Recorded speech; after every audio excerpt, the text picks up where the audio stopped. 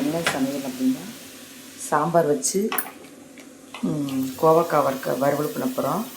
ரொம்ப சிம்பிளாக வெங்காயம் பச்சை மிளகாய் எதுவுமே இல்லாமல் சிக்கன் பொடி வச்சு வறுக்க போகிறோம். வாங்க எப்படி வறுக்கலான்னு பார்க்கலாம். ஒரு கடாயில் கோவக்காயை நல்லா கழுவிட்டு ஒரு அரை வேக்காடு வேக வச்சுக்கலாம். வேக வச்சு எடுத்துக்கலாம். கோவக்காய் ரொம்ப உடம்புக்கு நல்லது. ப்ரெஷர் சுகர் இருக்கவங்களாம் அதை காலையில் வெறும் வயிற்றில், இது வந்து டேஸ்ட் வந்து வெள்ளி பிஞ்சு மாதிரி தான் இருக்கும். காலையில் வெறும் வயிற்றில் ஒரு 4 காய் சாப்பிட்டா உடம்புக்கு ரொம்ப நல்லது.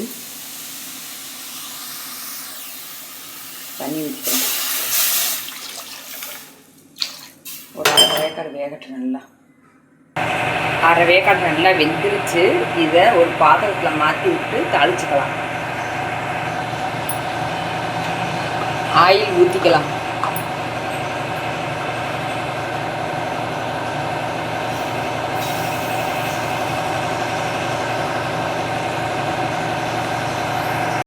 கடுகு போட்டுக்கலாம்.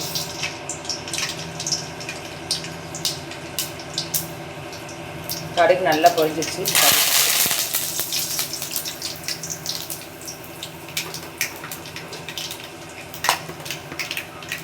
கோவக்காய் போட்டுக்கலாம்.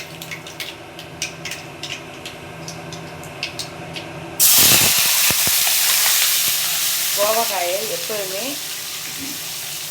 அரை வேக்காடு வேக வச்சு தான் வறுக்கணும். இல்லைன்னா நறுக்கி வச்சுட்ருக்கோம். அது வந்து சில பேருக்கு சாப்பிட பிடிக்காது. அதனால் எப்போயுமே அரை வேக்காடு வேக வச்சுருக்கேன். எந்த காய் வறுத்தாலும் நான் வந்து ஒரு 4 பல்லு பூண்டு தட்டி போடுவேன் தோலோட. அது அந்த டேஸ்ட்டே நல்லா இருக்கும். காய் வதங்கினாலும் நல்லா காயை வந்து வறுக்கும்போது இந்த பூண்டோட வாசனைக்கு அதுக்கு நல்லா டேஸ்ட்டாக இருக்கும்.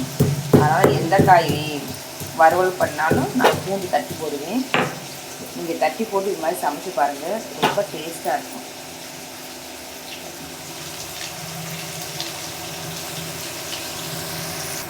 பூண்டு போட்டோம்னா வாயு தொல்லை இருந்தாலும் அது அந்த பிரச்சனையை சரி பண்ணும். நெஞ்சம் கிடைக்காது.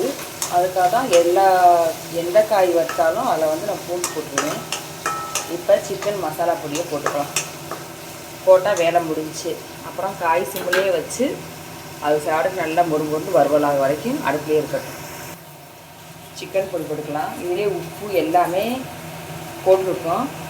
அவ்வளோதான். சிக்கன் பொடி போட்டு சிம்மிலே வச்சோம்னா நல்லா முறுமுறுன்னு வந்துடும்.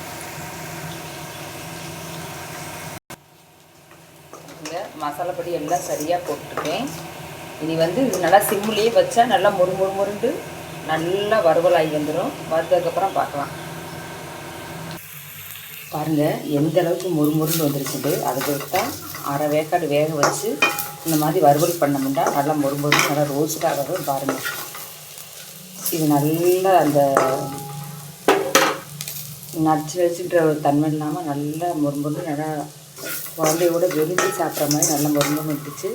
இந்த சாப்பாட்டை இந்த காயை சாப்பாட்டுக்கு, ரசத்துக்கு, தயிர் சாதத்துக்கு, எல்லா சாப்பாடுக்குமே இது காம்பினேஷனாக இருக்கும். நல்லா டேஸ்ட்டாகவும் இருக்கும். இந்த மாதிரி செஞ்சு பாருங்கள். கோவக்காய் உங்களுக்கு ரொம்ப பிடிக்கும்.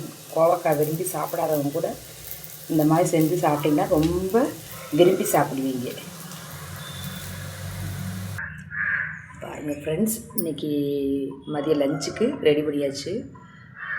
இது சாம்பார், இது கருவேப்பிலை சட்னி, இது கோவக்காய் வறுவல். இருட்டாக இருக்காங்க, அவங்களுக்கு தெரியலையா? கோவக்காய் வறுவல். இது பாப்பாவுக்கு காடை முட்டை 3 வச்சுருக்கேன். இது சாப்பாடு என் ஹஸ்பண்டுக்கு. இது பாப்பாவுக்கு சாப்பாடு. இது பாப்பாவுக்கு ஸ்நாக்ஸு.